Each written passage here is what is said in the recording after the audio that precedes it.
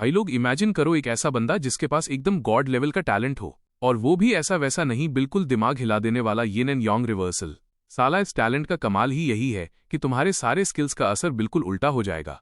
मतलब अगर तुम किसी को फायदा पहुंचाना चाहते हो तो उसका सीधा नुकसान होगा।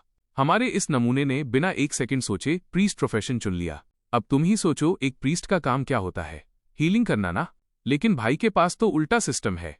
इसकी हीलिंग स्किल्स तुरंत भयंकर जहर में बदल जाती हैं। बस एक स्किल मारो और सीधा मॉन्स्टर का हेल्थ आधा गायब।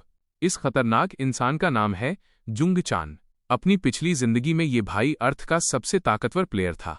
साला इसके आसपास भटकने की भी किसी की औकात नहीं थी। लेकिन जब ये लैंप गॉड स्ट्रीट के बिल्कुल पीक पर पहुंचा तो वहां एक खूंखार डेमन किंग से इसका आमना सामना हो गया। दोनों के बीच ऐसी भयानक लड़ाई हुई कि साला दोनों ही एक दूसरे को मारकर खत्म हो गए। पर कहानी यहां खत्म नहीं होती यार। जब जुंग चान ने दोबारा अपनी आंखें खोली तो वो पूरी तरह से हड़बड़ा गया। उसने देखा कि वो गेम शुरू होने से पूरे 2.5 घंटे पहले वाले टाइम में वापस आ चुका है। असल में यार शुरू में ये एक कमाल का होलोग्राफिक गेम था जिसका नाम था ट्वाइलाइट ऑफ द गॉड्स। शुरुआत में तो लोगों ने इसे बस एक टाइम पास गेम ही समझा, लेकिन फिर एक दिन एक प्लेयर ने ये डिस्कवर किया कि इस गेम के एट्रीब्यूट्स तो असल जिंदगी यानी रियलिटी में भी लाए जा सकते हैं। बस फिर क्या था, पूरी दुनिया पागल हो गई। हर कोई असल जिंदगी में ताकतवर बनने के लिए पागलों की तरह गेम में घुसकर लैंप गॉड स्ट्रीट को चैलेंज करने लगा। और हमारा हीरो जुंग चान इकलौता ऐसा इंसान था जो इस खतरनाक रास्ते के बिल्कुल टॉप तक पहुंच पाया था। अभी जुंग चान अपनी पुरानी यादों में खोया हुआ था और इधर उधर पागलों की तरह देख रहा था। उसके चेहरे पर एकदम शॉक्ड वाले एक्सप्रेशन थे। वो खुद से बड़बड़ा रहा था, क्या सच में मैं दोबारा पैदा हो गया हूं? क्या मेरा रिबर्थ हुआ है? अभी वो इस सदमे से बाहर आ ही रहा था कि अचानक धड़ाम से किसी ने उसके कमरे का दरवाजा लात मारकर खोल दिया। दरवाजे पर एक बहुत ही हॉट और खूबसूरत लड़की खड़ी थी। उसने अंदर आते ही अपने नखरे दिखाने शुरू कर दिए और शिकायत करते हुए बोली, जुंग चान, तुम अंदर क्या कर रहे हो? मैं कब से दरवाजा खटखटा रही हूं और तुम खोल ही नहीं रहे हो। क्या तुम्हें अभी भी ये चीज चाहिए या नहीं? ऐसा कहते हुए उस लड़की ने एक बड़ा सा बॉक्स जुंग चान के सामने टेबल पर पटक दिया। जुंग चान की आंखें उस बॉक्स को देखते ही खुशी से चमक उठीं। उसके चेहरे पर एक अलग ही लेवल की स्माइल आ गई, क्योंकि उस बॉक्स के अंदर Twilight of the gods game का चमचमाता हुआ हेलमेट रखा था। वो उस हेलमेट को देखकर इतना ज्यादा एक्साइटेड हो गया कि मानो उसे दुनिया का सबसे बड़ा खजाना मिल गया हो। उसकी ये दीवानगी देखकर वो खूबसूरत लड़की गुस्से से मुंह फुलाकर बोली, यार मैं इतनी सुंदर लड़की तुम्हारे सामने खड़ी हूं और तुम्हें बस अपने इस गेम की ही पड़ी है। साला तुम्हारी तो नजर ही गेम से नहीं हट रही है। तभी अचानक उस लड़की की नजर जुंग चान के कंप्यूटर स्क्रीन पर गई। स्क्रीन देखकर वो एकदम से मुस्कुराने लगी और बोली, ओहो, तो तुम्हें ये गेम पसंद है। तभी मैं सोचूं कि तुम मुझे इग्नोर क्यों कर रहे हो। जुंग चान ने बहुत ही प्यार से स्माइल करते हुए कहा, अरे रू दीदी, आप भी क्या बात कर रही हैं? सच बताऊं तो मुझे ब्लैक स्टॉकिंग्स ज्यादा पसंद है। ये सुनते ही वो हॉट और मैच्योर औरत जुंग चान के और करीब आ गई। उसने अपनी कातिलाना अदाएं दिखाते हुए पूछा, तो क्या मैं वो मैच्योर औरत हूं जो तुम्हें पसंद है? ये देखकर जुंग चान का तो जैसे पसीना ही छूट गया। उसने मुश्किल से अपना थूक निगला और बोला, रू दीदी, आप कुछ ज्यादा ही क्लोज आ रही हैं, मेरी हेल्थ के लिए ये ठीक नहीं है। ये सुनकर रू जोर से हंसने लगी और उसने जुंग चान के सिर को हल्के से धक्का देते हुए कहा, जाने दो यार, तुम अपना गेम ही खेलो। साथ ही उसने जुंग चान को एक सीरियस बात भी बताई कि याद रखना, गॉड सिर्फ एक गेम नहीं है। इसके बाद जुंग चान ने वो चमचमाता हुआ हेलमेट उठाया और सीधे अपने सिर पर पहन लिया। हेलमेट पहनते ही एक शानदार उल्टी गिनती शुरू हो गई। सिस्टम ने तुरंत जुंग चान की सारी बायोलॉजिकल इंफॉर्मेशन को ऑथेंटिकेट कर लिया। स्क्रीन पर कैरेक्टर जेनरेट होने का नोटिफिकेशन आने लगा और बस कुछ ही पलों के बाद जुंग चान सीधा गेम के initial hall of the gods में प्रकट हो गया। ये वो जगह थी जहां हर नया प्लेयर गेम में एंट्री लेता है और उसे रैंडमली कोई एक टैलेंट मिलता है। जुंग चान को याद था कि अपनी पिछली जिंदगी में उसने एक बहुत ही शानदार रेयर टैलेंट हासिल किया था। वो अपने मन में सोच रहा था कि पता नहीं यार, इस बार मुझे किस लेवल का टैलेंट मिलने वाला है। तभी अचानक गेम के अंदर जुंग चान के शरीर के चारों तरफ दो बहुत ही रहस्यमयी काली और सफेद रंग की ऑरा घूमने लगी। ये देखकर वो एकदम चौंक गया और तभी उसके ठीक सामने हवा में एक अजीब सा स्टेटस विंडो पॉपअप हुआ। उस सिस्टम नोटिफिकेशन में लिखा था कि एक स्पेशल एनर्जी डिटेक्ट हुई है और एनालाइज करने के बाद जुंग चान को एक यूनिक टैलेंट मिला है जिसका नाम है यिन एंड यांग रिवर्सल। इस टैलेंट की क्वालिटी एकदम हाई लेवल की थी और इसका असर ये था कि ये सारे स्किल्स को बिल्कुल उल्टा कर सकता था। जुंग चान आंखें फाड़कर उस सिस्टम प्रॉम्प्ट को देखे जा रहा था। साला उसने आज तक इस गेम में ऐसे किसी काले और सफेद टैलेंट के बारे में सुना भी नहीं था। वो खुद से ही सवाल करने लगा, यार ये सफेद टैलेंट और इसका असर एकदम उल्टा। क्या इसका मतलब ये है कि मेरे खतरनाक डैमेज वाले स्किल्स अब फालतू के हीलिंग स्किल्स में बदल जाएंगे? अगर ऐसा है तो फिर साला इस गेम को खेलने का फायदा ही क्या है? लेकिन तभी जुंग चान के खुराफाती दिमाग की बत्ती जली। उसे तुरंत एक भयंकर वाले जुगाड़ का आइडिया आ गया। उसने बिना एक भी सेकंड वेस्ट किए तुरंत अपने क्लास के तौर पर प्रीस्ट प्रोफेशन बनने का फैसला कर लिया।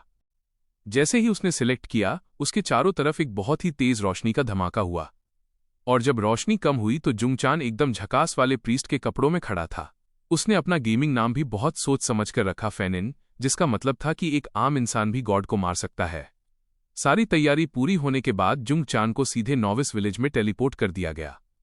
जब वो वहां पहुंचा तो उसने देखा कि रास्ते में दूर दूर तक कोई भी दूसरा नया प्लेयर नहीं था। पूरा इलाका एकदम खाली पड़ा था। अब उसे बस खुजली मच रही थी कि वो किसी भी तरह एक सुनसान जगह ढूंढे और अपने इस नए टैलेंट की असली पावर को टेस्ट करे।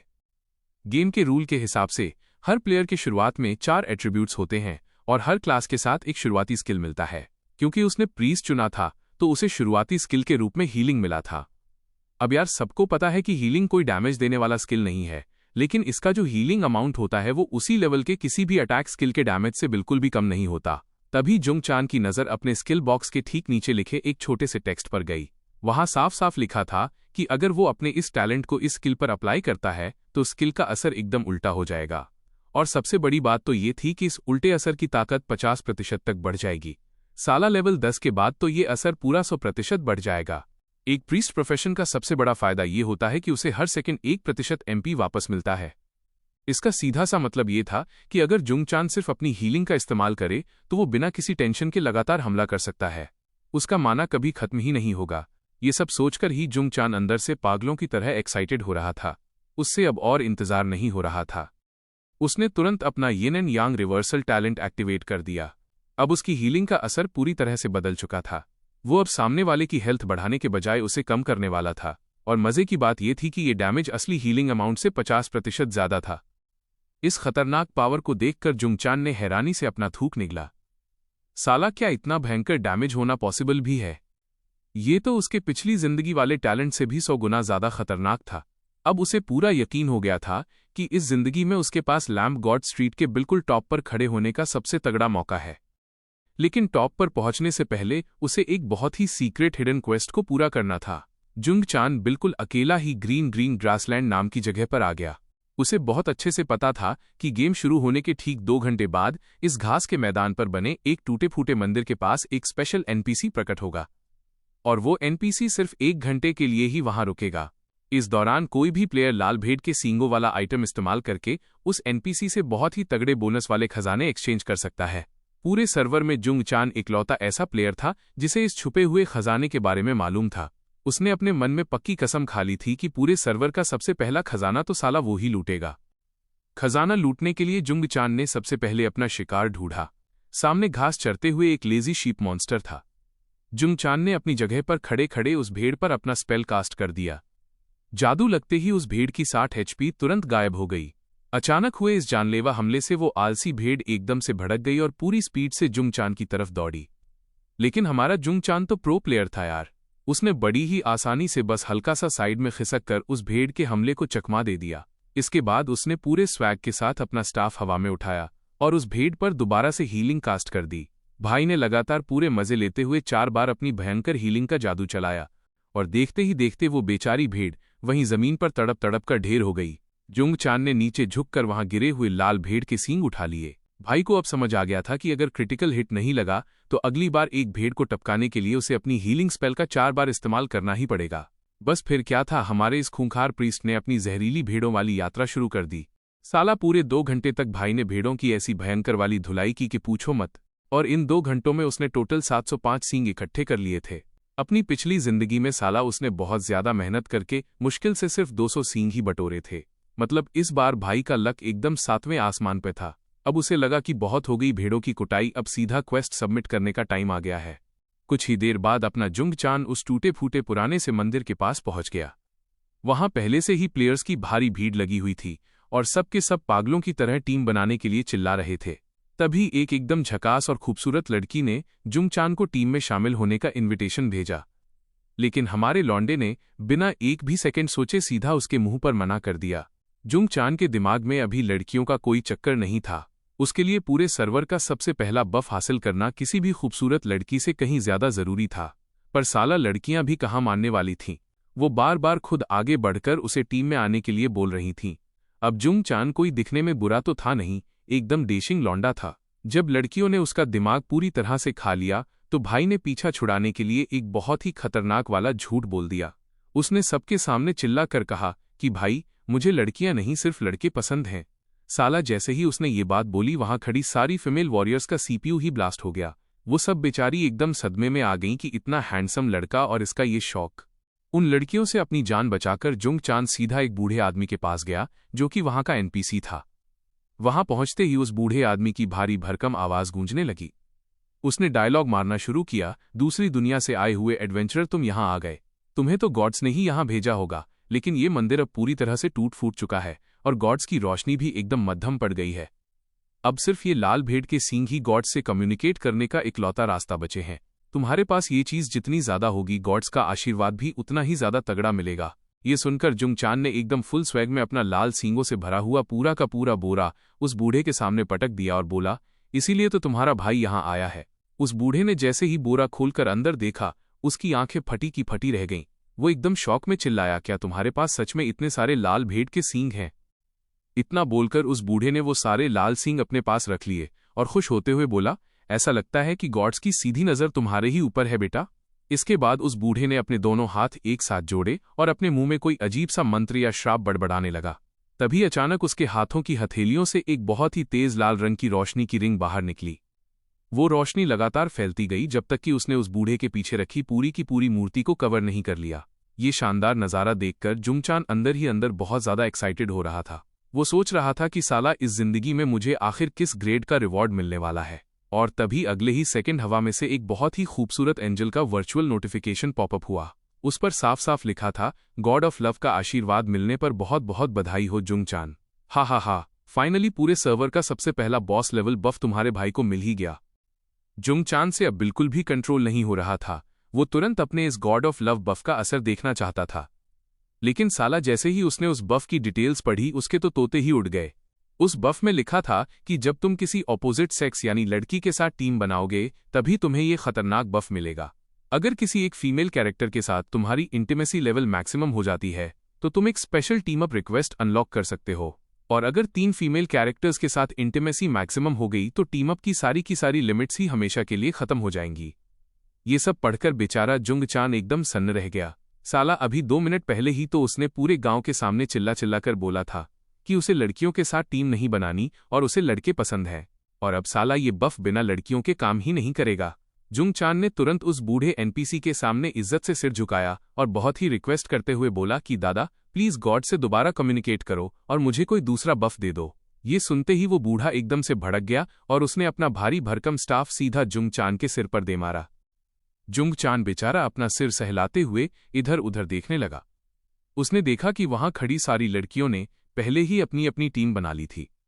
अब भाई को बहुत ही भयंकर वाला रिग्रेट हो रहा था। वो मन ही मन रोते हुए सोच रहा था कि काश मैंने उन लड़कियों को पहले मना नहीं किया होता, साला अब मुझे कोई लड़की टीम में मिलेगी भी या नहीं। तभी अचानक उसकी नज़र उसी फीमेल वॉरियर पे पड़ी जो सबसे पहले उसके साथ टीम बनाना चाहती थी। उस लड़की का नाम चिंगयिंग था। बेचारी चिंगयिंग अभी 3 एकदम छपरी और बेवकूफ लड़कों की टीम में फंस गई थी और वहां से बाहर निकलने के लिए तड़प रही थी। असल में उसने गलती से उस टीम वाले बटन पर क्लिक कर दिया था। बिना टाइम वेस्ट किए जुंग चान ने तुरंत उसे एक टीम अप रिक्वेस्ट भेज दी। जैसे ही चिंगयिंग ने वो रिक्वेस्ट देखी उसे तो मानो अंधेरे में एक चमकती हुई उम्मीद की किरण दिख गई।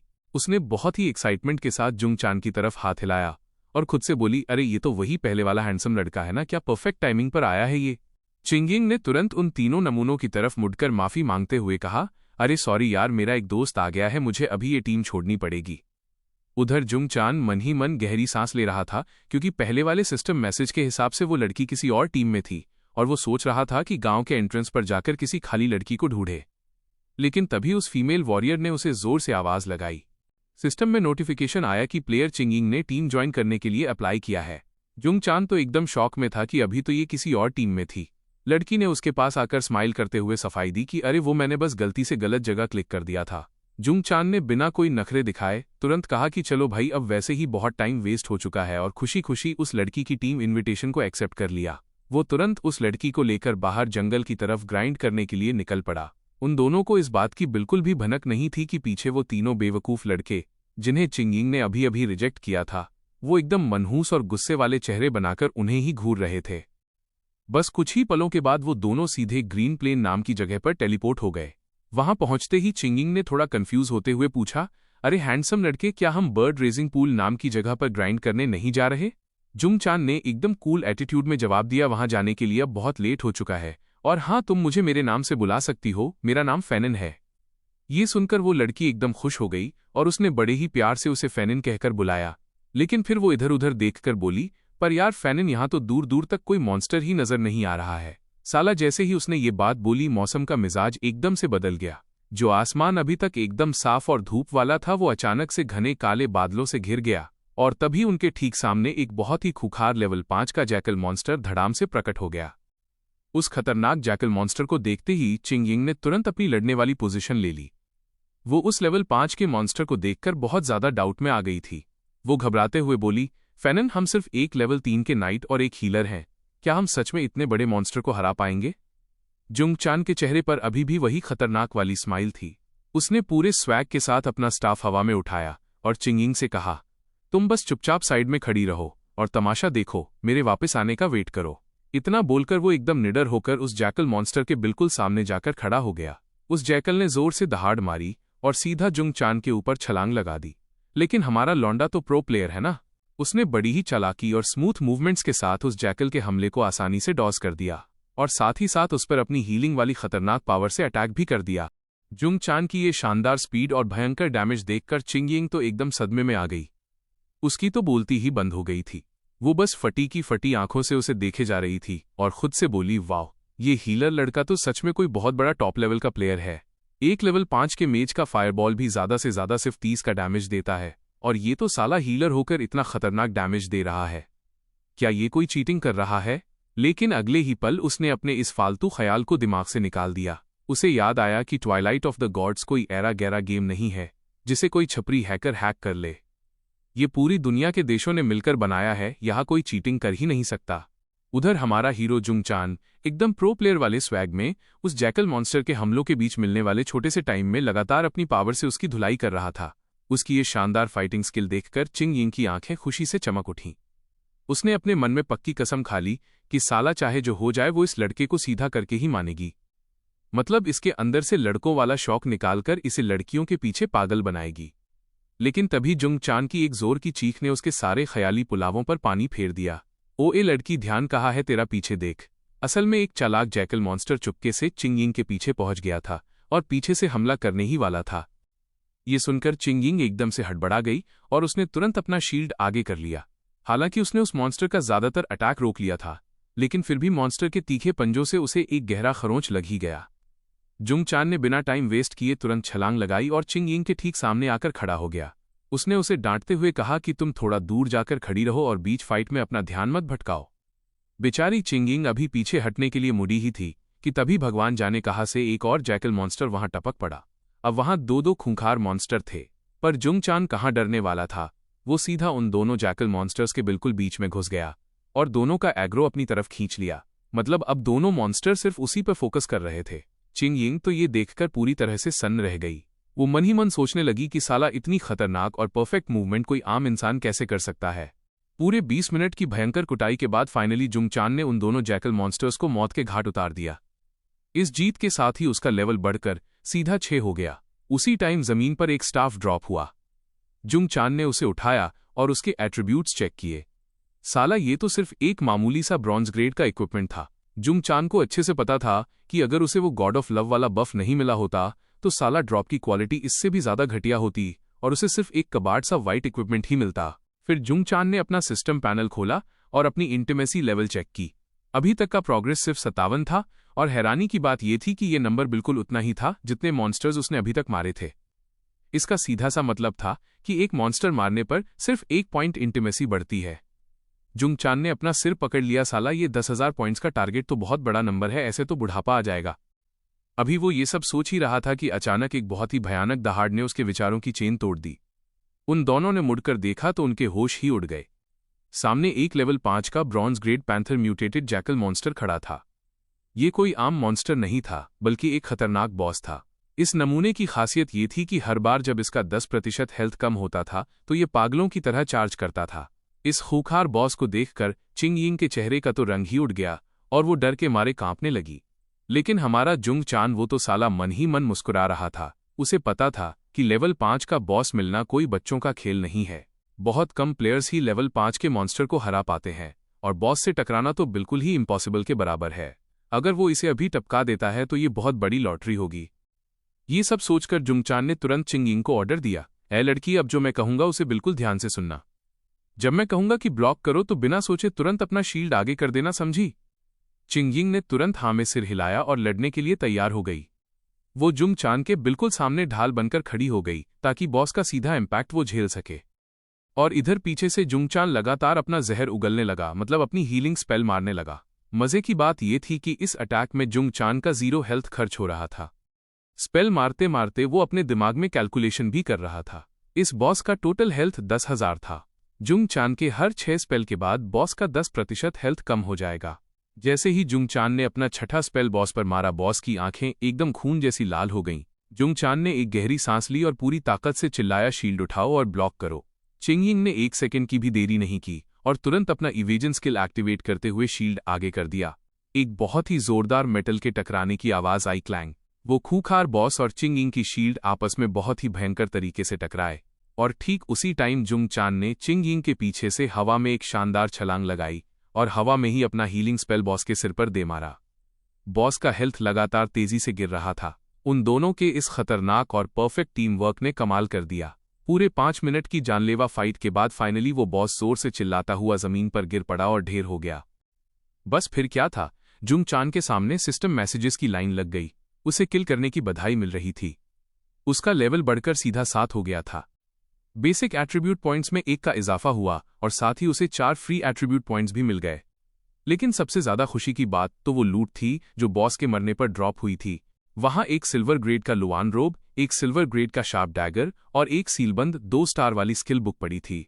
हालांकि उसका लेवल अभी इतना कम था कि वो उस स्किल बुक को नहीं सीख सकता था, लेकिन फिर भी जुंगचान के चेहरे की स्माइल कम नहीं हो रही थी। साला इतना तगड़ा बॉस और इतनी वीआईपी लूट, मजे ही मजे। ये लुआन रोब तो मानो बिल्कुल उसी के लिए बनी थी। उसने बिना सोचे अपने सारे फ्री पॉइंट्स इंटेलिजेंस में डाल दिए। अब तो भाई का जादू इतना खतरनाक हो गया था कि लेवल 5 के नीचे वाले किसी भी मॉन्स्टर को वो बस एक स्पेल में ही सीधा भगवान के पास भेज सकता था। ये सारा शानदार खजाना समेटने के बाद जुंगचान और वो लड़की वापस नॉविस विलेज की तरफ लौट पड़े। लेकिन करीब 10 मिनट बाद जब वो नॉविस विलेज के पास पहुंचे तो उनकी किस्मत ने एक अजीब सा टर्न लिया। वहां उनका सामना चिंग यिंग की पुरानी टीम के उन 3 छपरी और बेवकूफ प्लेयर्स से हो गया। उन तीनों ने तुरंत चिंग यिंग को पहचान लिया और दोनों को बहुत ही गुस्से और जलन से घूरने लगे। उनमें से एक नमूने ने तो अपना धनुष बाण भी उठा लिया और जुंगचान को सबक सिखाने के लिए उस पर निशाना साध लिया। लेकिन हमारा प्रो प्लेयर जुंगचान, उसे तो पहले ही कुछ गड़बड़ होने का एहसास हो गया था। उसने बस हल्का सा साइड स्टेप लिया और उस तीर को बड़ी आसानी से हवा में ही चकमा दे दिया। इसके बाद जुंगचान ने एकदम ठंडी और खौफनाक नजरों से सामने देखा और पूरे एटीट्यूड में बोला, क्या तुम लोग बाहर नहीं आ रहे हो? उसके इतना बोलते ही वो तीनों बेवकूफ जंगल की झाड़ियों से बाहर निकल आए। तीर चलाने वाला नमूने ने अपना मुंह बनाते हुए बोला, क्या सड़ी हुई किस्मत है यार, साला एलीट प्लेयर से ही निशाना चूक गया।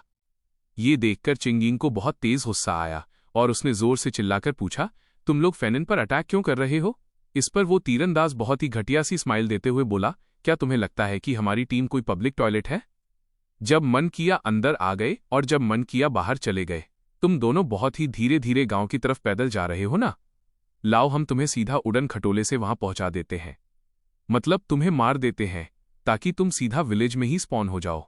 इतना कहते ही उस छपरी टीम के मेज प्लेयर ने एक भयंकर फायरबॉल सीधा उन दोनों की तरफ दाग दिया। चिंग यिंग ने बिना डरे तुरंत जुंगचान के सामने आकर अपनी शील्ड से उस फायरबॉल को ब्लॉक कर दिया। लेकिन जुंगचान के चेहरे पर अभी भी वही खतरनाक और खौफनाक वाली स्माइल थी। वो तो साला मन ही मन सोच रहा था कि कितने दिन हो गए यार ऐसे दिलदार प्लेयर्स से मिले हुए जो खुद आकर मुझे अपना फ्री का इक्विपमेंट देना चाहते हैं। उसने बिना एक भी फालतू वर्ड बोले तुरंत अपना जहरीला वाला हीलिंग स्पेल उस आर्चर के ऊपर मार दिया। स्पेल लगते ही वो बेचारा आर्चर तो एक झटके में ही इंस्टेंट किल हो गया। उसका तो नामो निशान ही मिट गया गेम से। ये खौफनाक नज़ारा देखकर बाकी के दोनों छपरियों की तो जैसे पैंट ही गीली हो गई। उनकी आंखें फटी की फटी रह गईं और वो हड़बड़ाते हुए चिल्लाए, व्हाट द फक। एक हीलर प्रीस्ट के पास इतना भयंकर डैमेज देने वाला स्किल कैसे हो सकता है? साला ये डैमेज तो बिल्कुल ही इलॉजिकल और एबनॉर्मल है। क्या ये बंदा कोई हैकिंग वैकिंग कर रहा है? उनकी ये बकवास सुनकर जुंग चान ने बहुत ही एटीट्यूड में अपनी उंगली से अपना कान खुजाया और एकदम बोर होते हुए बोला, हाँ हाँ भाई, मैं हैकर हूं। एक काम करना, मरने के बाद जाकर सिस्टम में मेरी रिपोर्ट कर देना। इतना बोलकर उसने तुरंत अपना एक और जहरीला हील उस मेज की तरफ उड़ेल दिया। बेचारा मेज भी कुछ नहीं कर पाया और सीधा भगवान को प्यारा हो गया। अब वहां सिर्फ वो वॉरियर बचा था। उसकी तो सिट्टी पिट्टी ही गुम हो गई थी। उसे अच्छे से पता था कि उसका एचपी बार जुंग चान के एक जहरीले हील का धक्का भी नहीं सह पाएगा। वो नमूना तुरंत अपने घुटनों पर गिर पड़ा और हाथ जोड़कर गिड़गिड़ाते हुए जुंग चान से माफी मांगने लगा। वो रोते हुए बोल रहा था कि भाई मुझे माफ कर दो, मुझसे गलती हो गई। लेकिन अपना जुंग चान कहाँ इन फालतू लोगों को भाव देने वाला था। उसने उस वॉरियर को एक सेकंड का भी मौका नहीं दिया। बस उसके स्टाफ से एक तेज रोशनी निकली और वो वॉरियर भी वहीं ढेर हो गया। इन तीनों बेवकूफों को मौत के घाट उतारने के बाद जुंग चान ने आराम से उनकी बॉडी से ड्रॉप हुआ सारा इक्विपमेंट कलेक्ट कर लिया। भाई का दिमाग एकदम बिजनेस वाला चल रहा था। उसे पता था कि अगर वो इस फालतू इक्विपमेंट को बेच देगा तो उसके पास अपनी वो 2 स्टार वाली स्किल बुक को अनलॉक करने के लिए काफी पैसा आ जाएगा। उधर वो बेचारी चिंगिंग जो अभी तक शॉक में थी, वो अकेले ही अपना क्वेस्ट सबमिट करने के लिए न्यूबी विलेज की तरफ निकल गई और अपना हीरो जुंग चान सीधा ट्रेडिंग पोस्ट पर पहुंच गया। वहां जाकर उसने वो सारा कबाड़ इक्विपमेंट सेल पर लगा दिया और कुछ ही देर में भाई की जेब में पूरे 8 गोल्ड और 991 सिल्वर आ गए। इतनी रकम उस स्किल को अनलॉक करने के लिए बहुत थी। पैसा मिलते ही जुंग चान सीधा बिगनर प्रीस्ट इंस्ट्रक्टर के कमरे में घुस गया। वहां उसने देखा कि एक अजीब सा आदमी खड़ा है जिसने सिर्फ ओवरऑल्स पहने हुए थे और उसके बाल एकदम स्पाइकी थे। उस आदमी ने बहुत ही ओवर एक्साइटमेंट के साथ जुंग चान का वेलकम किया और बोला, हार्ट हीलिंग हट में तुम्हारा स्वागत है, मैं तुम्हारा इंस्ट्रक्टर रोड हूं। उस अजीब से नमूने को देखकर जुंग चान ने अपना सिर पीट लिया और मन ही मन बोला, साला आजकल के प्रीस्ट इंस्ट्रक्टर भी एकदम छपरी दिखने लगे हैं। उसने बिना कोई फालतू बात किए तुरंत वो सील की हुई स्किल बुक उस इंस्ट्रक्टर के हाथ में थमा दी। उस रोड नाम के इंस्ट्रक्टर ने जैसे ही वो बुक देखी, उसके चेहरे पर एक बहुत ही लालची और कमीनी सी स्माइल आ गई। उसने तुरंत उस बुक को अनलॉक करने के बदले में 5 गोल्ड कॉइन्स की डिमांड कर दी। जुंग चान को उस अजीब से आदमी के पास एक सेकंड भी फालतू नहीं रुकना था, इसलिए उसने बिना कोई बहस किए तुरंत अपनी जेब से 5 गोल्ड कॉइन्स निकालकर उसे दे दिए। पैसे मिलते ही उस रोड के चेहरे पर एक फुल सेटिस्फैक्शन वाली स्माइल आ गई और उसने बड़े ही स्वैग में उस स्किल बुक की सील तोड़ दी। कुछ ही पलों के बाद उसने जुंग चान के हाथ में एक हीलिंग रे नाम की बुक पकड़ा दी। जैसे ही जुंग चान ने उस स्किल को देखा, उसके चेहरे के एक्सप्रेशन ही बदल गए। असल में इस स्किल का नाम था miracle of the priests ex wife. ये एक बहुत ही तगड़ा एओई डैमेज स्किल था, मतलब ये एक साथ कई लोगों को धो सकता था। और सबसे मजे की बात तो ये थी कि जुंग चान के yin and yang reversal talent के साथ मिलकर ये एकदम परफेक्ट ग्रुप अटैक स्किल बन गया था। अब तो भाई एक साथ पूरी की पूरी फौज को टपका सकता था। ये खतरनाक स्किल मिलने के बाद जुंग चान अपनी नई टीममेट चिंगिंग से मिलने के लिए निकल पड़ा, लेकिन रास्ते में उसे एक बहुत ही अजीब सा सीन दिखा। एक बहुत ही मैच्योर सी दिखने वाली औरत एक बेचारी सीधी सादी लड़की को बुरी तरह से डांट रही थी। उस लड़की का नाम था ता शियाओ याओ। वो औरत पूरे एटीट्यूड में उस लड़की को धमकी देते हुए कह रही थी कि ऐ 2 कौड़ी की लड़की, जब तक मैं यहां हूं ना, तू इस गॉड्स गेम में कभी लेवल अप नहीं कर पाएगी। ये सुनकर जुंग चान एकदम से रुक गया और चौंक गया। साला ये ता शियाओ याओ तो फ्यूचर में पूरी दुनिया की नंबर 1 समनर बनने वाली है, और यहां ये औरत इस फ्यूचर की लेजेंडरी लड़की को ऐसे सरेआम बुली कर रही है। जुंग चान पहले तो इस फालतू के पंगे में नहीं पड़ना चाहता था, लेकिन फिर उसके खुराफाती दिमाग ने कैलकुलेशन की। साला उसे अपने गॉड ऑफ लव वाले बफ का फुल फायदा उठाने के लिए अभी भी अपनी पार्टी में 2 और लड़कियों की जरूरत थी, तो क्यों ना इस बेचारी की मदद भी कर दी जाए और अपना काम भी निकाल लिया जाए। ऐसा सोचकर वो दयालु इंसान जुंग चान सीधा उन दोनों के बीच में जाकर खड़ा हो गया।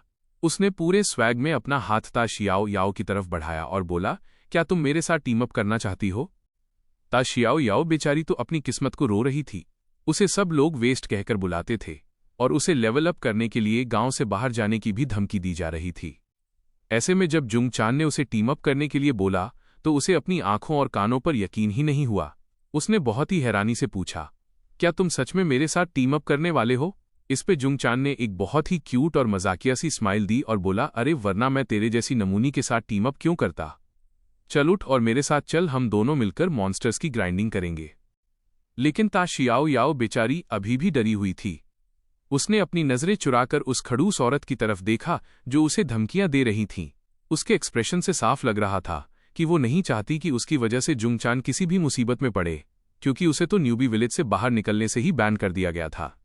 वो खड़ूस औरत भी कहाँ चुप रहने वाली थी। उसने बहुत ही बदतमीजी से अपना हाथ हिलाते हुए जुंगचान को वहां से दफा होने का इशारा किया और चिल्लाई, "ए लड़के, इससे पहले कि मैं तेरे गाल पर एक जोरदार तमाचा जड़ूं, यहां से चुपचाप निकल जा।" लेकिन हमारा जुंगचान वो किसी की धमकियों से डरने वाला था क्या? उसने उस औरत की बकवास को ऐसे इग्नोर किया जैसे वो वहां थी ही नहीं। उसने अपना हाथ अभी भी ता शियाओ याओ की तरफ बढ़ा रखा था और बहुत ही कूल अंदाज में बोला, "अरे तुम टेंशन मत लो, मैं ऐसे इडियट से डील करने में एकदम एक्सपर्ट हूं। आना है तो मेरा हाथ पकड़ो।" ये सुनते ही वो खड़ूस औरत गुस्से से लाल हो गई और जुंगचान का मजाक उड़ाते हुए बोली, "तू खुद को समझता क्या है बे? जब तक मैं यहाँ खड़ी हूं ना, ये ता शियाओ याओ कभी तेरे साथ नहीं जा सकती। फालतू में मेरा दिमाग मत खराब कर।" पर साला इससे पहले कि वो औरत अपनी बकवास पूरी कर पाती, ता शियाओ याओ ने तुरंत जुंगचान की पार्टी में शामिल होने के लिए हाँ कर दी। ये देखकर तो उस औरत का खून ही खौल उठा। उसने गुस्से में आग बबूला होते हुए ता शियाओ याओ को रोकने की कोशिश की और चिल्लाई, "तुम्हारी यहां से हिलने की हिम्मत कैसे हुई? तुम वहीं खड़ी रहो।" अब भाई जुंगचान का दिमाग सच में खराब हो गया था।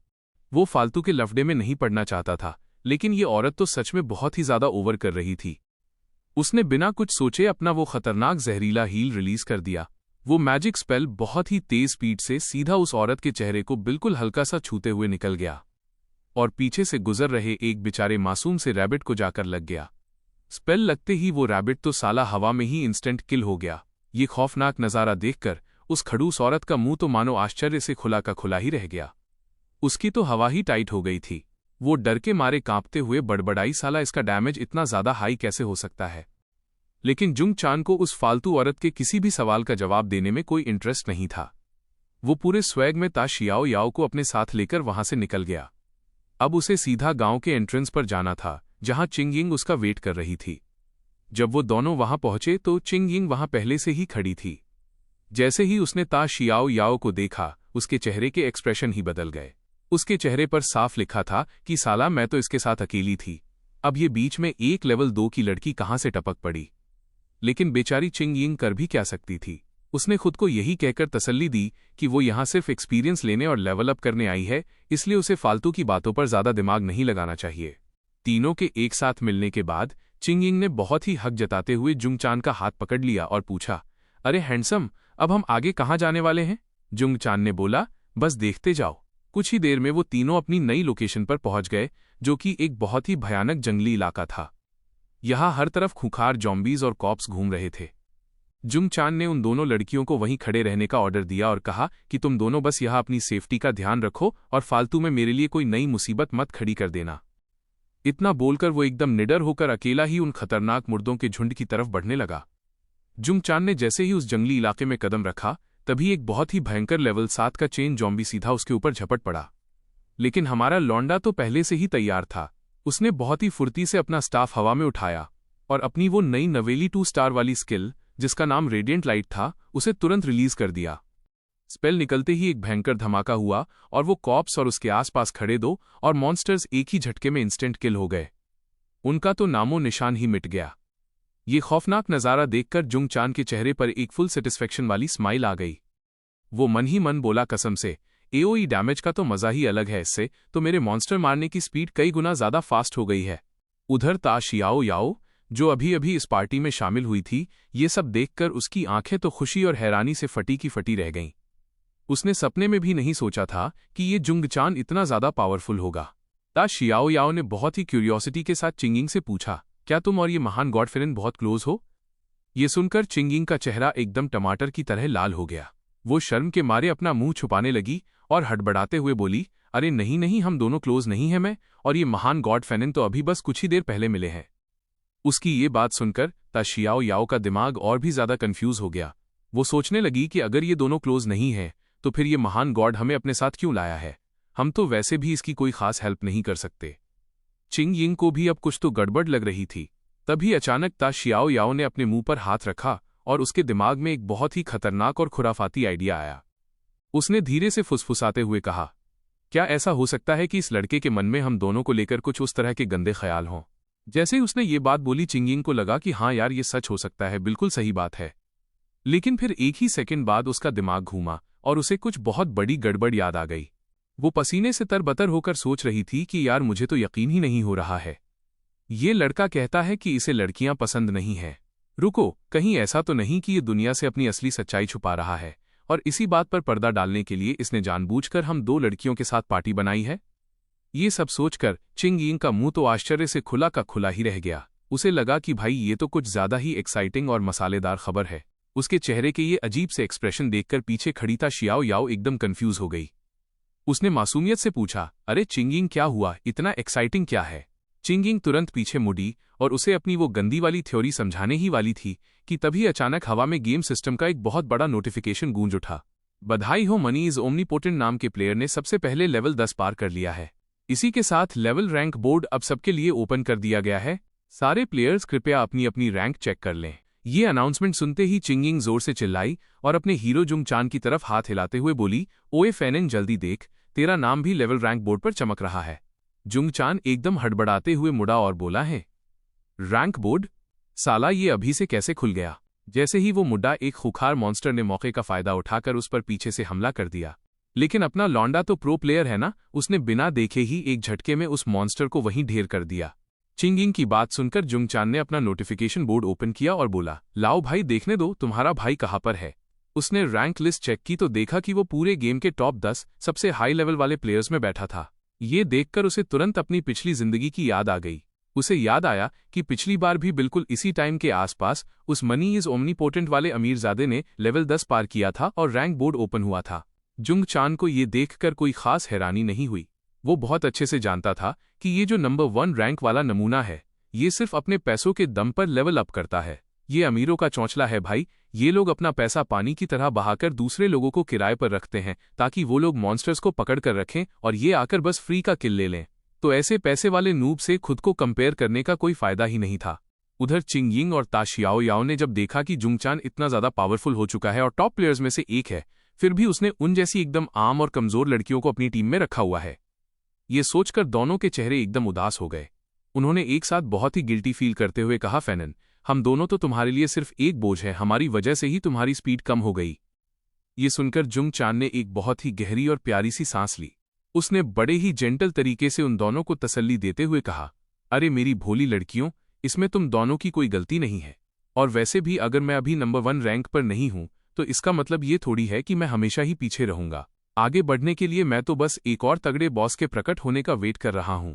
जुंग चान की बात पूरी भी नहीं हुई थी कि तभी ताशियाओ याओ खुशी से उछल पड़ी और दूर एक पहाड़ की चोटी की तरफ इशारा करते हुए चिल्लाई, फेनिन वहां देखो। पूरी टीम की नजर उधर घूमी। वहां नीले रंग के कपड़ों में एक बहुत ही रहस्यमयी स्पिरिट हवा में तैर रही थी। उसके पूरे शरीर से एक जादुई चमक निकल रही थी। ये और कोई नहीं बल्कि वही इल्यूजनरी ड्रीम स्पिरिट थी जिसे एक रेयर पेट के रूप में टेम किया जा सकता था। भाई लोग, ये स्पिरिट किसी बॉस से भी ज्यादा रेयर होती है और ये बहुत ही तगड़े बफ्स देती है। जुंग चान के लिए तो ये मानो भगवान का कोई वरदान था। वो खुशी से एकदम झूम उठा। अपने इस महान मास्टर को एक पेट टेम करते हुए देखने के लिए वो दोनों लड़कियां भी बहुत एक्साइटेड थीं। उन्हें लगा कि चलो आज कुछ नया देखने और सीखने को मिलेगा। लेकिन ठीक उसी पल जुंग चान के प्रो प्लेयर वाले रडार ने कुछ गड़बड़ सेंस कर ली। उसे एहसास हो गया कि उनके इलाके में कुछ बिन बुलाए मेहमान घुस आए हैं। उसने तुरंत अपना टेम करने वाला प्रोसेस वहीं रोक दिया।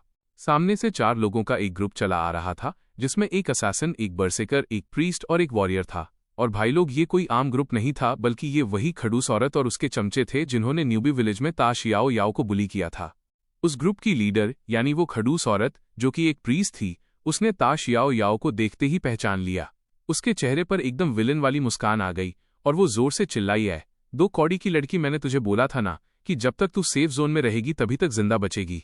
अब तू बाहर आ गई है तो मैं तुझे हर बार जान से मारूंगी।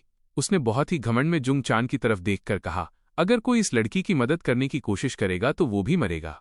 ओए लड़के, क्या तुझे लगता है कि बिगिनर जोन में एक छोटा सा मॉन्स्टर मार लेने से तू कोई बहुत बड़ा टॉप का प्लेयर बन गया है? अपने पुराने दुश्मनों को सामने देखकर बेचारी ताशियाओ याओ के चेहरे का रंग ही उड़ गया। वो डर के मारे बुरी तरह कांपने लगी। उसने रोते हुए जुंग चान से माफी मांगी और कहा कि ये लोग मेरी वजह से यहां आए हैं। वो नहीं चाहती थी कि उसकी वजह से जुंग चान और चिंगिंग किसी भी मुसीबत में पड़ें। इसलिए उसने जुंग चान से कहा कि वो यहां से जाना चाहती है और टीम छोड़ना चाहती है। लेकिन दोस्तों, जहां ता शियाओ याओ एकदम डरी और सहमी हुई थी, वहीं अपना हीरो जुंग चान एकदम शांत और रिलैक्स खड़ा था। उसके अंदर का लड़ाकू एकदम जाग चुका था और वो किसी भी चैलेंज के लिए फुल रेडी था। उसने ताशियाओ याओ की बात सुनकर एक शानदार स्माइल दी और बोला, कैसी मुसीबत? मुझे तो सामने कोई मुसीबत नहीं दिख रही। मुझे तो बस ये कुछ बहुत ही अच्छे और दयालु प्लेयर्स दिख रहे हैं जो इतनी दूर चलकर हमें फ्री का इक्विपमेंट गिफ्ट करने आए हैं। इतना बोलकर उसने किसी असली हीरो की तरह पूरे स्वैग में अपना स्टाफ हवा में उठा लिया। दूसरी तरफ जुंग चान का ये डायलॉग सुनकर उस खड़ूस औरत का तो खून ही खौल उठा। उसे लगा कि ये लड़का उसकी बेइज्जती कर रहा है। वो गुस्से से अपने दांत पीसने लगी। तभी उसके एक चमचे ने जुंग चान को पहचान लिया और डरते हुए उस औरत को उसकी रैंक के बारे में बताया। लीडर बोर्ड पर जुंग चान का नाम देखकर उस ग्रुप के कुछ नमूने तो हंसने लगे और बोले, अरे छोड़ो यार, ये तो बस एक आम सा प्रीस्ट है, इससे क्या डरना। लेकिन कुछ लोग बहुत ज्यादा सावधान हो गए थे। उन्होंने छुपकर उसका स्टेटस देखा और उन्हें पता चला कि वो एक लेवल 8 का प्रीस्ट है। अगर सामने वाली टीम में लेवल 8 का बंदा है तो इसका सीधा सा मतलब था कि उनका पाला किसी बहुत ही खतरनाक और जानलेवा दुश्मन से पड़ा है। जब सामने वाली टीम अभी भी डर और कन्फ्यूजन में खड़ी हिचकिचा रही थी, अपना जुंग चान तो कब से उन बेवकूफों के हमले का वेट कर रहा था। जब उससे और सब्र नहीं हुआ तो उसने उन्हें भड़काते हुए सीधा पूछ लिया, तुम लोगों को लड़ना है या नहीं? अगर लड़ने का मन है तो जल्दी से हमला करो, और अगर डर लग रहा है तो यहां से चुपचाप दुम दबाकर भाग जाओ। जुंग चान की ये बात सुनकर उस खड़ूस औरत का ईगो बहुत बुरी तरह से हर्ट हो गया। उसने अब एक भी सेकंड की देरी नहीं की और तुरंत वो चैलेंज एक्सेप्ट कर लिया। उसके शरीर से एक बहुत ही खौफनाक और डार्क ऑरा बाहर निकलने लगी। उसने अपने चमचों को ऑर्डर दिया कि इस लड़के को मारने पर जो इनाम था उसे डबल कर दो। इस पर जल्दी से अटैक करो और इसे कमजोर समझने की भूल बिल्कुल मत करना। आखिर ये एक लड़का और वो डरपोक ता शियाओ याओ मिलकर मेरा बिगाड़ ही क्या लेंगे। उस औरत के ऑर्डर देते ही उसका वो चमचा वॉरियर आगे बढ़ा और जोर से चिल्लाया, दीदी आप टेंशन मत लो, हम सब मिलकर आपको प्रोटेक्ट करेंगे। उस औरत ने बिना टाइम वेस्ट किए अपने स्टाफ से एक भयंकर फायरबॉल स्पेल कास्ट कर दिया। उसके स्टाफ के सिरे से एकदम खौफनाक लाल और पीले रंग की आग की लपटें निकलने लगीं। ये जानलेवा स्पेल वो पूरी स्पीड से सीधा जुंग चान और उसकी टीम की तरफ आ रहा था। लेकिन तभी हमारी बहादुर चिंगिंग तुरंत जुंग चान के सामने आ गई और अपनी भारी भरकम शील्ड आगे कर दी। उस भयानक अल्टीमेट हमले को चिंगिंग की शील्ड ने बड़ी ही आसानी से रोक लिया और उस गंदे स्पेल की सारी ताकत वहीं खत्म हो गई। सामने वाले दुश्मनों का ये फेल हुआ हमला जुंग चान के लिए एकदम सोने पे सुहागा था। बस फिर क्या था, अब अपने हीरो की बारी थी। जुंग चान ने इस सुनहरे मौके का फायदा उठाया और अपने स्टाफ से अपना वो खौफनाक और जानलेवा हीलिंग स्पेल रिलीज कर दिया। आसमान से एक बहुत ही तेज रोशनी नीचे गिरी और हरे और सफेद रंग के अनगिनत क्रॉस एकदम लहरों की तरह उन दुश्मनों की हड्डियों को चीरते हुए उनके शरीर में घुस गए। साला उस भयंकर डैमेज से वो सब दर्द के मारे जोर जोर से चीखने लगे। उस बरसेकर औरत और उसके चमचों की तो आंखें फटी की फटी रह गईं। उन्हें अपनी ही आंखों पर यकीन नहीं हो रहा था कि इस मामूली से दिखने वाले प्रीस्ट के पास इतनी भयानक पावर कैसे हो सकती है। पलक झपकते ही जुंग चान ने उन सबको सीधा रेजरेक्शन पॉइंट का रास्ता दिखा दिया। यहां अपनी टीम में चिंगिंग तो खुशी के मारे जोर जोर से चीयर करने लगी कि वाओ, ये तो एकदम धांसू था। लेकिन बेचारी ता शियाओ याओ अभी भी इस चमत्कार को देखकर शॉक में थी। उसे यकीन ही नहीं हो रहा था कि जुंग चान ने इतनी आसानी से उस पूरी टीम को धो डाला। उधर नोविस विलेज के रेजरेक्शन पॉइंट पर वो खडूस बरसेकर औरत गुस्से से पागल हो रही थी। वो अपने ही बेवकूफ टीममेट्स को गालियां दे रही थीं। उसकी बकवास सुनकर उसका एक चमचा भी भड़क गया और पलट कर बोला, अरे अंधी है क्या?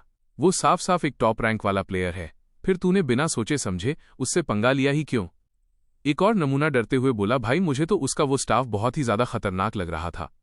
बाकी के लोग भी बस यही सोच रहे थे कि आज तो उनकी किस्मत ही खराब थी जो इस मॉन्स्टर जैसे लड़के से पंगा ले लिया। इस फालतू की लड़ाई के बाद अपना जुंग चान वापस अपने पेट को टेम करने के काम पर लग गया। चिंगिंग ने बहुत ही क्यूरियोसिटी के साथ पूछा कि अब हमें क्या करना है। जुंग चान ने एकदम सीरियस टोन में उन दोनों को ऑर्डर दिया कि देखो, अगर मेरे आसपास कोई भी मॉन्स्टर आ जाए या कोई दूसरा प्लेयर आ जाए तो तुम दोनों तुरंत पार्टी छोड़ देना और खुद पर ही अटैक करने लगना। इसके बाद जुंग चान ने उस इल्यूजनरी चैलेंज को दोबारा एक्टिवेट कर लिया। इस चैलेंज का एक खतरनाक रूल था कि एक बार अंदर जाने के बाद तुम अपनी मर्जी से बाहर नहीं आ सकते जब तक कि तुम्हारा पूरा एचपी खत्म ना हो जाए। जुंग चान ने चारों तरफ देखा। उसे पता था कि एक ड्रीम फेरी को पकड़ने के लिए उसे इस इल्यूजन में छुपी हुई एकदम असली वाली फेरी को ढूंढना होगा। उसे अपने चारों तरफ बहुत सारी खूबसूरत परियां हवा में उड़ती और खेलती हुई दिखाई दी। लेकिन जुंग चान ने तुरंत समझ लिया कि ये सब सिर्फ एक छलावा है। उसे अपना HP खत्म होने से पहले असली वाली को ढूंढना ही था। उसने नोटिस किया कि बाकी सारी इल्यूजन वाली परियां एक फिक्स रास्ते पर ही उड़ रही थीं, लेकिन जो असली वाली थी वो पूरे खुले इलाके में बिना किसी रास्ते के कहीं भी उड़ रही थी। अपना दिमाग लगाते ही जुंग चान ने उस तरफ देखा जहां उसे असली फेरी के होने का पक्का यकीन था। उसने बिना हिचकिचाए अपनी पूरी ताकत के साथ अपना स्पेल सीधा उस छोटी सी फेरी की तरफ दाग दिया। पलक झपकते ही सिस्टम का एक नोटिफिकेशन आ गया। बधाई हो, आपने एक एलिमेंट्री ड्रीम फेरी नाम के पेट को सफलतापूर्वक टेम कर लिया है। इल्यूजन वाले चैलेंज से बाहर आते हुए जुंगचान के चेहरे पर कोई खास एक्सप्रेशन नहीं था, लेकिन उसकी हल्की सी स्माइल बता रही थी कि वो इस नतीजे से बहुत सेटिस्फाइड है। बाहर चिंगिंग और ता शियाओ याओ बहुत ही बेसब्री से उसका इंतजार कर रही थीं। जैसे ही उन्होंने जुंगचान को आंखें खोलते हुए देखा, उनकी एक्साइटमेंट छुप नहीं पाई। चिंगिंग खुशी से बोली, तुम फाइनली जाग गए। ता शियाओ याओ ने भी बड़े ही मासूमियत से पूछा, महान फेनिन, आखिर अभी हुआ क्या था? तुम अचानक बेहोश कैसे हो गए थे? जुंगचान ने बहुत ही प्यार से समझाया कि जब भी हम किसी पेट को टेम करते हैं तो हम एक इल्यूजन में चले जाते हैं। मैं उसी इल्यूजनरी चैलेंज को पूरा कर रहा था। तभी चिंगिंग एकदम हैरानी से जुंगचान के बाएं कंधे की तरफ इशारा करते हुए बोली, वाओ, तुमने सच में एक ड्रीम फेरी को टेम कर लिया। जुंगचान ने भी चेक किया और कंफर्म किया कि हाँ, उसने एक एलिमेंट्री फेरी को पकड़ लिया है। अब भाई को खुजली मच रही थी कि वो तुरंत इस नई स्किल को टेस्ट करे। उसने थोड़ी देर शांति से खड़े होकर सिस्टम में उस पेट की डिटेल्स चेक की। वहां लिखा था, ब्लिंक, ये पलक झपकते ही 5 मीटर की रेंज में कहीं भी इंस्टेंट मूव कर सकती है। इसका कूलडाउन 5 मिनट है और इसमें कोई माना खर्च नहीं होता। जैसे ही जुंगचान ने उस पेट को अपने साथ बाइंड किया, उसके शरीर में एक जादुई बदलाव आया। उसका रूप एकदम से इतना ज्यादा हैंडसम और अट्रैक्टिव हो गया कि कोई भी उसे देखकर अपना दिल हार बैठे। जुंगचान के इस नए और डैशिंग लुक को देखकर उसकी दोनों टीममेट्स की आंखें तो जैसे उस पर ही चिपक गईं। चिंगिंग तो खुद को रोक ही नहीं पाई और उसके मुंह से निकल गया, वाओ, तुम कितने हैंडसम लग रहे हो। ता शियाओ याओ का भी यही हाल था। वो तो मन ही मन जुंगचान को स्वर्ग के किसी देवता से कंपेयर करने लगी थी। लेकिन हमारे हीरो को अपने इस नए रूप और उन दोनों लड़कियों की हालत से कोई लेना देना नहीं था। उसका पूरा फोकस सिर्फ अपनी नई स्किल पर था। वो मन ही मन कैलकुलेशन कर रहा था कि गॉड ऑफ लव वाले बफ की वजह से इस स्किल का कूलडाउन टाइम आधा हो जाएगा, और जब ये ड्रीम फेरी बड़ी होगी तो इस ब्लिंक स्किल का लेवल भी बढ़ जाएगा। मतलब ये तो बहुत ही ज्यादा ओवरपावर्ड चीज मिल गई थी। ये सब सोचने के बाद जुंगचान ने फैसला किया कि चलो अब इस नई स्किल को मॉन्स्टर हंटिंग में यूज करके देखते हैं। लेकिन जैसे ही वो पीछे मुड़ा, उसने देखा कि चिंगिंग और ता शियाओ याओ एकदम लाल टमाटर जैसे चेहरे बनाकर उसे ही घूरे जा रही हैं। जुंगचान ने एकदम चिढ़ते हुए पूछा, तुम दोनों मुझे ऐसे क्यों घूर रही हो? मेरी शक्ल देखने से तुम्हें कोई एक्सपीरियंस नहीं मिलने वाला। डांट सुनने के बाद भी उनका दिमाग काम नहीं कर रहा था और वो बस हड़बड़ाते हुए कुछ अजीब सा बड़बड़ा रही थीं। जुंगचान को कुछ समझ नहीं आ रहा था कि भाई इन दोनों को अचानक क्या हो गया है। उसने खुद से कहा, अरे छोड़ो यार, ये दोनों तो एकदम सिली लग रही हैं। मैं अपना मॉन्स्टर्स का शिकार करने अकेला ही जाता हूं। इतना बोलकर जैसे ही वो आगे बढ़ा, सामने से अनडेड मॉन्स्टर्स का एक बहुत बड़ा झुंड उसकी तरफ आने लगा। अपने जुंगचान ने अपनी पुरानी आदत के हिसाब से तुरंत अपना जहरीला हीलिंग स्पेल रिलीज कर दिया। एक के बाद एक वो सारे मॉन्स्टर्स जमीन पर ढेर होने लगे। उधर पीछे खड़ी चिंगिंग जुंगचान की बैग को घूरते हुए बहुत ही बेबसी से बड़बड़ाई, वाओ यार, ये कितना हैंडसम है, पर कितनी बुरी बात है कि ये गे है। उसकी ये बात सुनकर बेचारी ता शियाओ याओ तो एकदम सदमे में चली गई और जिंदगी का मतलब ही ढूंढने लगी। पूरे 10 मिनट की भयंकर कुटाई के बाद वो जॉम्बीज की फौज पूरी तरह से खत्म हो गई। जमीन पर एक शानदार बो ड्रॉप हुआ जिससे एक रेनबो ऑरा निकल रही थी। जुंगचान ने अपने तेज दिमाग से कैलकुलेशन की और सोचा कि चलो, फाइनली एक ऐसा आइटम मिला जिसे मैं यूज तो नहीं कर सकता, लेकिन इसे मार्केट में बेचकर कम से कम 45 से 50 गोल्ड तो आराम से मिल जाएंगे। पर भाई ये शांति ज्यादा देर तक टिकने वाली नहीं थी। अचानक जुंगचान के प्रो प्लेयर वाले रडार ने उसे किसी बड़े खतरे की वार्निंग दी। जैसे ही उसने पीछे मुड़कर देखा, सामने सिस्टम का एक नोटिफिकेशन चमक रहा था। डिकेइंग सोल रीपर, एक सिल्वर रैंक का बॉस लेवल 9। उनके ठीक सामने एक बहुत ही विशाल और सड़ा हुआ जॉम्बी खड़ा था, जिसका पेट बहुत ही भयानक तरीके से फूला हुआ था। ता शियाओ याओ ने बिना डरे एकदम शांत दिमाग से उस दुश्मन को देखा और उसकी डिटेल्स बताने लगी। इस डिकेइंग सोल रीपर बॉस के पास 2 बहुत ही खतरनाक स्किल्स हैं। पहला कोरोसिव स्टिकी ऊज और दूसरा सोल रीपिंग साइड। पहला वाला लगातार डैमेज देता है और दूसरा वाला एक झटके में भारी डैमेज और कंट्रोल करने वाली स्किल है, जो बहुत ही ट्रिकी है। सिस्टम के हिसाब से कोरोसिव स्टिकी ऊज अपने अंदर से बहुत सारा जहरीला कीचड़ निकालता है जो 4 मीटर प्रति सेकंड की स्पीड से फैलता है। ये कीचड़ लगातार 30 का डैमेज देता है और मूवमेंट स्पीड को भी 30% तक कम कर देता है, और ये पूरे 30 सेकंड तक रहता है। और वो दूसरा सोल रीपिंग साइड तो और भी भयंकर है।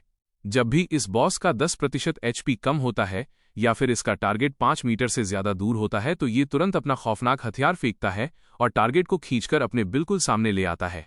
ये अटैक पूरे 200% का डैमेज देता है और साथ में 3 सेकंड का स्टन भी लगाता है। अगर टारगेट मारा गया तो ये स्किल तुरंत रिफ्रेश हो जाती है। इस छोटी सी लड़की की ये धांसू नॉलेज देखकर जुंग चान भी हैरान रह गया।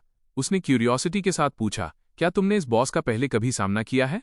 ता शियाओ याओ ने तुरंत जवाब दिया, अरे नहीं, मैंने तो बस पब्लिशर की मॉन्स्टर कोडेक्स में इसके बारे में पढ़ा था। फिर उसका चेहरा एकदम सीरियस हो गया और वो बोली, ये बॉस बहुत ही ज्यादा खतरनाक है। मैंने दिमाग में इससे लड़ने की कई बार सिमुलेशन की है, लेकिन इसके लिए हमें अपनी पार्टी में और भी मेंबर्स चाहिए जो सही से कोऑर्डिनेट कर सकें। उनकी ये बातें सुनकर चिंगिंग बीच में बोली कि मैं अपनी शील्ड के साथ तुम्हारी मदद कर सकती हूँ। लेकिन ता शियाओ याओ ने तुरंत मना कर दिया और समझाया कि अगर कोई हाई लेवल का प्लेयर भी आ जाए तो भी ये शील्ड उस बॉस के क्राउड कंट्रोल इफेक्ट्स को नहीं रोक सकती। इसलिए उन्हें और पार्टी मेंबर्स चाहिए ही होंगे और इस फाइट में घुसना बहुत ही बड़ा रिस्क है। जुंग चान ने मन ही मन सोचा कि ये लड़की सच में अपनी पिछली जिंदगी की सबसे ताकतवर समनर थी। इसकी ये नॉलेज और एनालिसिस करने की पावर किसी भी आम प्लेयर के बस की बात नहीं है। उसने ता शियाओ याओ से कहा, तुम बिल्कुल सही कह रही हो। जुंग चान को ता शियाओ याओ की सारी बातें एकदम सही लगीं, लेकिन फिर भी उसने अकेले लड़ने का फैसला किया क्योंकि उसे अपनी पावर और स्किल्स पर पूरा भरोसा था। उसका ये फैसला सुनकर दोनों लड़कियां एकदम पैनिक कर गईं। चिंगिंग गिड़गिड़ाते हुए बोली, प्लीज मुझे मदद करने दो, मैं तुम्हें अपनी शील्ड से कवर कर सकती हूं। लेकिन आखिर में जुंग चान ने उन दोनों को एकदम सख्त मना कर दिया और बोला, कोई जरूरत नहीं है, तुम दोनों बस किसी सेफ जगह पर छुपकर वेट करो। इस मॉन्स्टर का एग्रो अपनी तरफ मत खींचना, मैं इसे अकेला ही संभाल लूंगा। इतना बोलकर जुंग चान ने पास के एक बहुत बड़े पत्थर पर छलांग लगा दी ताकि वो उस मॉन्स्टर से एक सेफ दूरी बना सके।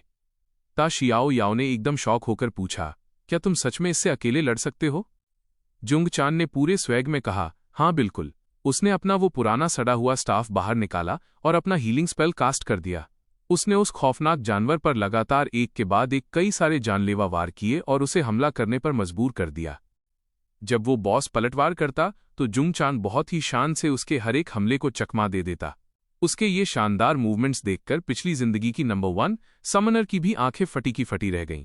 ता शियाओ याओ को जुंग चान की स्किल्स और जजमेंट पर पूरा भरोसा था। वो मन ही मन सोच रही थी कि इसके मूवमेंट्स तो एकदम टॉप टीयर वाले हैं, ये आम हमलों को तो बड़ी आसानी से चकमा दे सकता है, लेकिन मुझे तो बस उस सोल रीपिंग साइड वाले जानलेवा हमले की चिंता हो रही है। और जैसा कि सबको पता था कि लगातार वार खाने के बाद उस सड़े हुए बॉस का 10% HP कम हो गया। ये होते ही उस बॉस ने अपना वो खौफनाक हुक बाहर निकाल लिया। दूर खड़ी ता शियाओ याओ जोर से चिल्लाई और जुंग चान को वार्निंग दी कि वो सोल रीपिंग साइड आ रहा है। उसके साथ ही चिंगिंग ने भी डरी हुई आवाज में कहा, फैनिन प्लीज बचकर रहना। और जैसा ता शियाओ याओ ने वार्निंग दी थी, उस सड़े हुए सोल रीपर ने अपना वो जानलेवा स्किल जुंग चान की तरफ फेंक दिया। लेकिन हमारा जुंग चान तो मानो पहले से ही इस मूव का वेट कर रहा था। उसने 1 सेकंड की भी देरी नहीं की और तुरंत अपनी एक शानदार डिफ्लेक्टिंग स्किल का इस्तेमाल करके उस मॉन्स्टर के खौफनाक हमले को वापस उसी की तरफ धकेल दिया। इस अचानक हुए जोरदार पलटवार से वो बॉस एकदम चकरा गया और कुछ पलों के लिए स्टन हो गया। जुंग चान ने इस सुनहरे मौके का पूरा फायदा उठाया। जब वो एलीट बॉस एकदम डिस्ट्रैक्टेड था, वो पूरी स्पीड से आगे बढ़ा ताकि इस सड़े हुए मॉन्स्टर का काम तमाम कर सके। जुंग चान के इस अनएक्सपेक्टेड और एकदम बिजली जैसे तेज मूव को देखकर उसकी दोनों टीममेट्स की आंखें खुशी और हैरानी से चमक उठीं। वो दोनों एक दूसरे की तरफ देखकर एक्साइटमेंट में चिल्लाईं, अरे ये तो वो डिफ्लेक्ट वाली स्किल है जो उस ड्रीम फेरी पेट का टैलेंट है। उधर मैदान में जुंग चान और उस बॉस के बीच एकदम कांटे की लड़ाई चल रही थी। जुंग चान को लगा कि अब वो उस मॉन्स्टर के काफी करीब आ चुका है, तो उसने बड़ी ही चालाकी से उस सड़े हुए जॉम्बी के पीछे की तरफ गोल घूमना शुरू कर दिया ताकि वो बॉस उसे देख ना पाए और उसकी मूवमेंट भी स्लो हो जाए। जुंग चान हवा में छलांग लगाते हुए अपने मन में कैलकुलेशन कर रहा था कि यार ये कितनी बुरी बात है कि मेरी इस ब्लिंक स्किल का कूलडाउन 2.5 मिनट का है। मुझे अपनी HP का बहुत अच्छे से ध्यान रखना पड़ेगा और धीरे धीरे इसका हेल्थ कम करना होगा। पूरे 25 मिनट की एकदम रोंगटे खड़े कर देने वाली भयंकर कुटाई के बाद फाइनली वो लेवल 9 का एलीट बॉस धड़ाम से जमीन पर गिर पड़ा। उसकी जान निकल चुकी थी। ये शानदार जीत देखकर चिंगिंग अपनी खुशी को बिल्कुल भी कंट्रोल नहीं कर पाई और जोर से चिल्लाई, फैनिन तुम तो एकदम आग लगा रहे हो भाई। और जाहिर सी बात है कि उसके बगल में खड़ी वो ता शियाओ याओ भी कहाँ पीछे रहने वाली थी।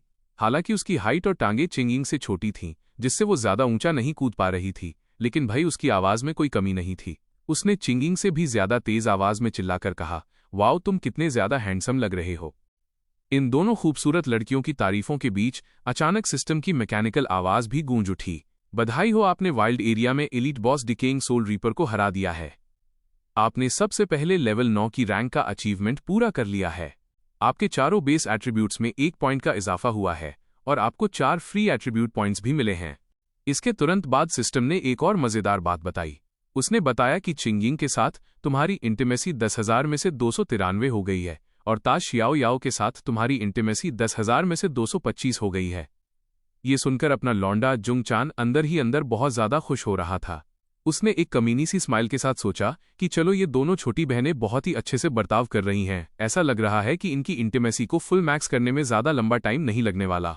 अभी जुंगचान अपनी इस खुशी को पूरा मना भी नहीं पाया था कि सिस्टम ने उस बॉस से मिली हुई शानदार लूट की लिस्ट पढ़ना शुरू कर दिया। सबसे तगड़ा और मेन रिवॉर्ड था एक गोल्डन बोन स्टाफ।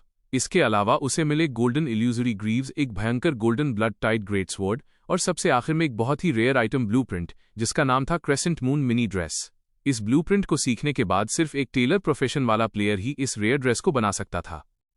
ये सारा खजाना अपनी इन्वेंट्री में डालने के बाद जुंगचान ने अपने दिमाग के घोड़े दौड़ाने शुरू किए। उसने सोचा कि ये स्टाफ और ग्रीव्स तो वो खुद अपने लिए इस्तेमाल कर सकता है। वो भारी भरकम ग्रेट स्वॉर्ड सीधे ऑक्शन हाउस में नीलाम करने के लिए डाल देगा और जो बाकी का फालतू इक्विपमेंट है उसे ट्रेडिंग बोर्ड पर फेंक देगा। भाई ने गहरी सांस ली और सोचा कि इस बार तो सच में बहुत सारा माल हाथ लग गया है, इसे हैंडल करने में टाइम लगेगा। रही बात उस रेयर ड्रेस वाले ब्लूप्रिंट की, तो उसे वो अभी अपने पास ही संभाल कर रखेगा। जब गेम में नए क्राफ्टर्स और लाइफस्टाइल वाले प्लेयर्स की भीड़ आएगी तब वो इसे बहुत ही महंगे दाम में बेचेगा। जितना ज्यादा प्रॉफिट उतना ज्यादा मजा। ये सारी शानदार कैलकुलेशन करने के बाद जुंगचान उन दोनों लड़कियों की तरफ मुड़ा और एकदम जेंटल आवाज में बोला, अरे यार, खेलते खेलते पूरे 2 घंटे से ज्यादा हो गए हैं। चलो, आज के लिए इतना काफी है। क्या तुम दोनों कल भी ऑनलाइन आओगी? चिंगिंग एकदम से चौंक गई और टाइम देखते हुए बोली, अरे बाप रे, मुझे तो पता ही नहीं चला कि इतनी रात हो गई है। मैं तो वैसे भी सिर्फ वीकेंड्स पर ही गेम खेलती हूँ। तभी ताशियाओ याओ बहुत ही चहकते हुए खुशी से बोली, अरे मेरी तो अभी गर्मियों की छुट्टियां चल रही हैं, मैं तो अगले 3 दिन तक पूरा टाइम यही मिलने वाली हूँ। उन दोनों की बातें सुनकर जुंगचान ने बहुत ही प्यार से स्माइल की और उन्हें बाय बोलते हुए कहा, ठीक है, तो फिर कल मिलते हैं, अब लॉग ऑफ करने का टाइम आ गया है। इतना बोलकर वो गेम से बाहर आ गया और वापस अपनी असली दुनिया में एक आम इंसान बन गया। अपने कमरे में वापस आते ही उसने एक लंबी सांस ली और शिकायत करते हुए बोला, यार, ये टाइम कितनी जल्दी उड़ जाता है, पता ही नहीं चलता। उसने गेम की सारी बातों को दिमाग से निकाला और सीधे अपने एकदम सॉफ्ट और आरामदायक बिस्तर पर जाकर धड़ाम से गिर पड़ा। उसने मन ही मन पक्का इरादा किया कि कल वो और भी ज्यादा स्पीड में लेवल अप करेगा और बस कुछ ही देर में वो गहरी नींद में सो गया। रात बहुत ही जल्दी बीत गई और अगली सुबह एक बहुत ही मीठी लेकिन तेज आवाज ने जुंगचान की नींद तोड़ दी। वो आवाज और किसी की नहीं बल्कि उसकी उस हॉट और खूबसूरत पड़ोसन रू दीदी की थी। जुंगचान ने अपनी नींद भरी आंखें मलते हुए और मुंह बनाते हुए उस खूबसूरत बला के लिए दरवाजा खोला। उसने शिकायत करने वाले टोन में बोला, अरे रू दीदी, इतनी सुबह सुबह क्या बात है? लेकिन बेचारा जुंगचान अपनी बात पूरी भी नहीं कर पाया, क्योंकि जैसे ही रू दीदी की नजर जुंगचान की एकदम कसी हुई और मस्कुलर बॉडी पर पड़ी, उसकी तो आंखें ही चमक उठीं। उसने बिना किसी शर्म या झिझक के जानबूझकर अपने हाथ जुंगचान के उन परफेक्ट 6 पैक एब्स पर रख दिए और उन्हें सहलाने लगी। साथ ही उसने एक बहुत ही प्यारी सी स्माइल के साथ बताया कि वो अभी अभी अपनी मॉर्निंग जॉगिंग से वापस आई है और अपने प्यारे से पड़ोसी के लिए सुबह का नाश्ता भी लेकर आई है। उसकी इस अजीब और क्लोज हरकत को देखकर जुंगचान को कोई खास बुरा नहीं लगा, बल्कि उसने फुल मजे लेते हुए एकदम फनी अंदाज में कहा, थैंक यू रू दीदी, लेकिन मैं एक बहुत ही शरीफ और इज्जतदार लड़का हूँ। मैं अपने नाश्ते की कीमत पैसों से चुकाता हूँ, अपने शरीर से नहीं। उसकी ये मजेदार बात सुनकर रू दीदी जोर से हंस पड़ी और उसने जुंगचान के कंधे पर हल्के से मारते हुए कहा, अरे नवाब, सिर्फ तुम ही ऐसे फालतू जोक मार सकते हो। फिर अचानक रू दीदी को कुछ याद आया और उसने जुंगचान से बहुत ही एक्साइटमेंट में पूछा, अरे मैं कल तुमसे पूछना ही भूल गई थी, तुम इस Twilight of the gods game में कौन से वाले नोविस विलेज में हो? जुंगचान ने बिना सोचे तुरंत जवाब दिया, मैं गांव नंबर 10,001 में हूं। ये सुनते ही रू दीदी एकदम से उदास हो गई और बिना परमिशन लिए सीधे जुंगचान के सोफे पर ऐसे जाके बैठ गई जैसे वो उसी का घर हो। उसने बहुत ही मायूस होकर कहा, अरे यार, कितनी बुरी किस्मत है मेरी। मैं तो सोच रही थी कि मैं अपने इस महान और सर्वशक्तिमान गॉड से रिक्वेस्ट करूंगी कि वो गेम में मेरी शुरुआत करने में मदद करे। तुम्हें पता है ना, मैंने सुना है कि अगर तुम इस गेम में अच्छे हो तो तुम यहां से बहुत सारा असली पैसा छाप सकते हो। जुंगचान ने तुरंत उसकी बात से एग्री करते हुए कहा, हाँ, बिल्कुल सही सुना है तुमने।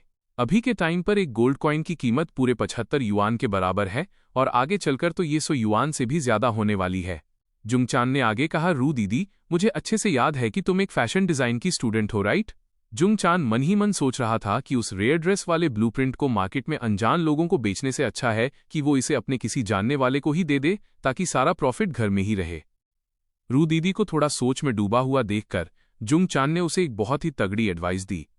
उसने कहा, मुझे लगता है कि टेलर का प्रोफेशन तुम्हारे लिए एकदम परफेक्ट रहेगा। लेवल 10 पार करने के बाद तुम इस प्रोफेशन को सीख सकती हो और फिर तुम गेम के अंदर बहुत सारे शानदार कपड़े डिजाइन करके उन्हें मार्केट में महंगे दामों पर बेच सकती हो। मुझे पक्का यकीन है कि ये पूरे गेम का सबसे ज्यादा प्रॉफिट कमाने वाला काम होने वाला है। ये शानदार आइडिया सुनकर रू दीदी की आंखें एकदम से खुशी और एक्साइटमेंट से चमक उठीं और वो जोर से बोली, वाओ, ये तो बहुत ही गजब का आइडिया लग रहा है। लेकिन यार, प्रॉब्लम ये है कि मेरा लेवल तो अभी सिर्फ 3 ही है। जुंगचान को तो जैसे पहले से ही पता था कि वो यही बोलने वाली है। उसने एकदम कूल और रिलैक्स एटीट्यूड में जवाब दिया, अरे मेरी खूबसूरत दीदी, आप टेंशन क्यों लेती हैं? जब भी मुझे गेम से थोड़ा सा फ्री टाइम मिलेगा, मैं स्पेशली आपके लिए एक बहुत ही तगड़ी लेवलिंग गाइड लिख कर दे दूंगा। मैंने तो वैसे भी अपना पूरा प्लान मॉन्स्टर्स को मारकर लेवल अप करने का बना रखा है, तो आपको भी अपना लेवल तो बढ़ाना ही पड़ेगा ना, क्योंकि कम लेवल पर तो कोई भी खास काम नहीं कर सकता। जुंगचान की ये कॉन्फिडेंस वाली बात सुनकर रू दीदी इतनी ज्यादा खुश हो गई कि उसने हवा में ही जुंगचान की तरफ एक फ्लाइंग किस उछाल दी। उसने बहुत ही चुलबुले अंदाज में आंख मारते हुए कहा, ठीक है मेरे प्यारे छोटे भाई, मैं तुम्हारे लिए अपनी सबसे स्पेशल वाली डिपिंग सॉस तैयार रखूंगी। रू दीदी के वहां से जाने के बाद जुंगचान अकेला खड़ा होकर सोचने लगा। उसने महसूस किया कि साला वो सच में बहुत ही ज्यादा तेज स्पीड से लेवल अप कर रहा है। वो तो इस बात को लगभग भूल ही गया था कि अभी भी दुनिया के ज्यादातर नॉर्मल प्लेयर्स मुश्किल से लेवल 2 के आसपास ही लटके हुए हैं। लेकिन उसे इस बात से कोई खास फर्क नहीं पड़ने वाला था, उसे तो बस आगे और आगे बढ़ना था।